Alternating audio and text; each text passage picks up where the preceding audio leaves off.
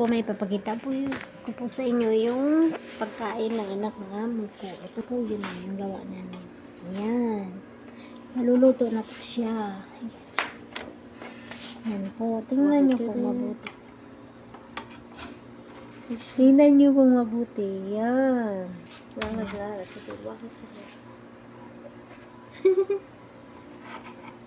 Ayan. Diba? Ang ganda ng gawa namin. Ayun, with chicken. Hindi pa yan luto. Mamaya yung second batch. Ibabalik ulit natin kasi hindi pa siya luto. Ibabalik natin sa oven.